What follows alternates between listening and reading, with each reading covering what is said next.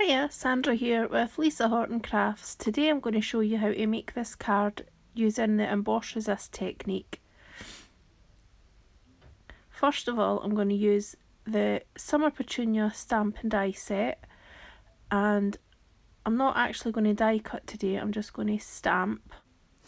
And I'm just laying out the stamps just to see what way I'm going to use them.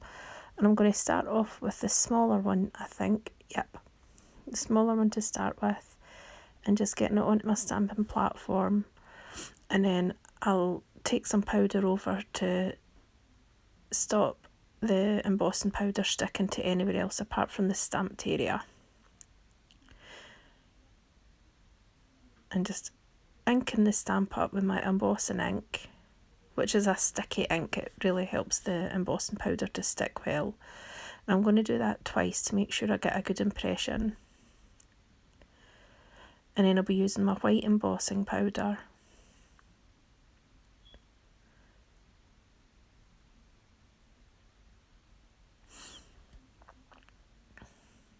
I'm just doing it over a bit of paper because then I can catch the excess and put it back into the pot easily.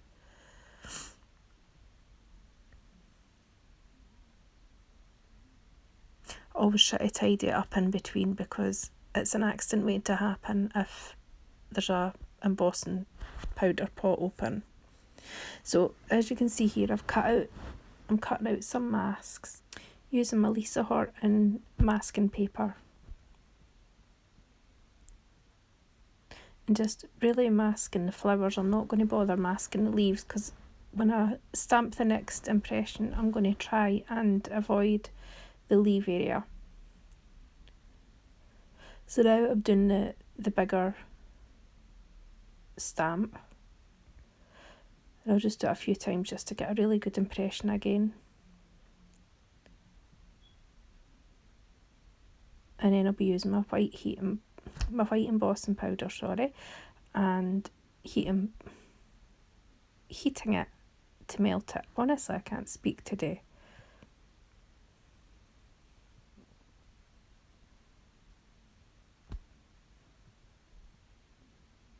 And again, just tidying that away. So using my heat gun and sort of keeping the heat gun moving so it doesn't warp the card or burn it. I've found this is my new embossing, my heat gun, and I've found it scorches the card quite a bit because I'm not used to it.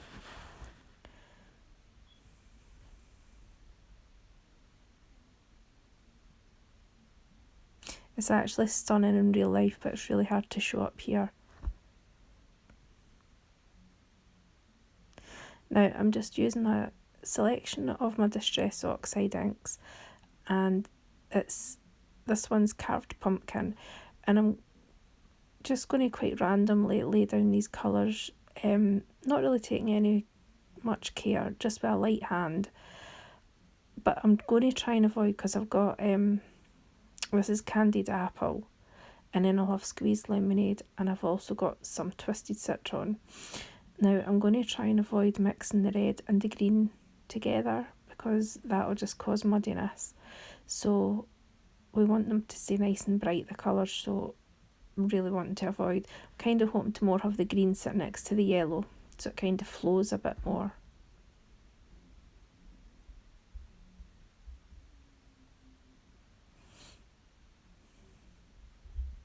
It looks so pretty. I never get tired of seeing this. It's one of my favourite techniques and looks. And here just with Twisted Citron as well, and just sort of taking it up into the yellow, which is kind of went a bit orangey because of the Candied Apple, but never mind. And I don't mind keeping a bit of white space as well. I quite like when you've got that white space as well. I think it gives a really nice clean look. And then once I've done this, I'll gently take over a bit of kitchen roll to take the excess ink off the embossing. Now when you do that, you really want to use, again, a really light hand, because there's times where I've done it and I've just went in with too heavy a hand and it's kind of took off a bit, not took off the embossing, but it's made it a bit rough, and then the ink doesn't come away so nice.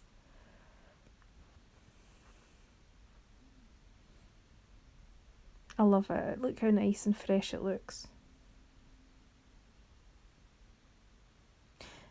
And then I'm going to put this onto a glitter card, black glitter card, which I've cut the middle out of so that one, I get to save some more glitter card because I can't stand to waste it, and then also when I put it onto the card base, it'll make it easier for it to stick to rather than try to stick the whole panel to a black glitter card, because it's just a nightmare.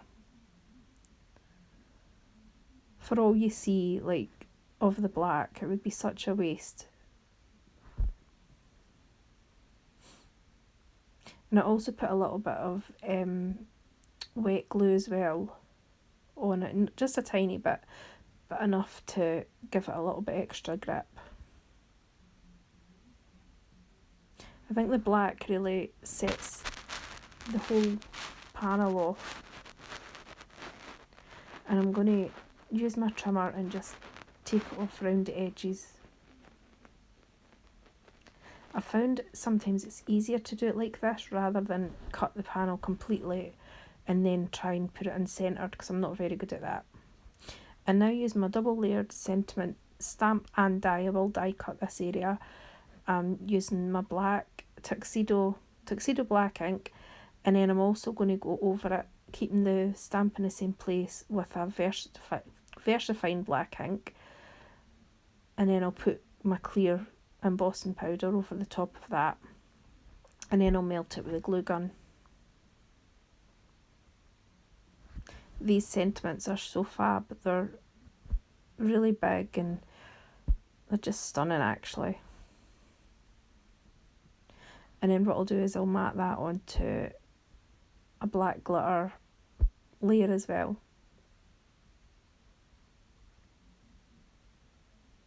It never gets old when you watch the embossing powder melt, and I love it.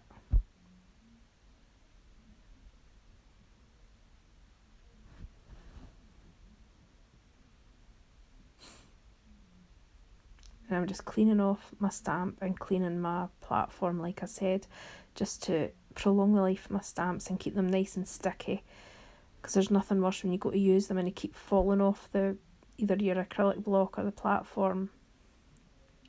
It ends up messing up your project. So here I'm just die cutting the shadow for the sentiment,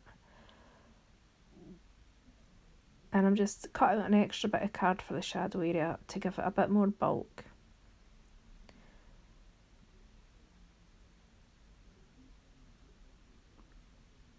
And as carefully as I can, lining that up.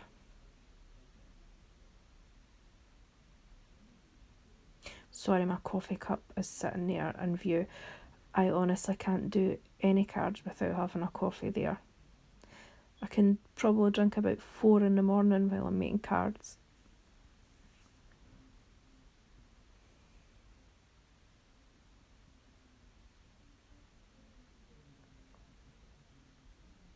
Just pressing that down and then placing it onto the card, and then the card,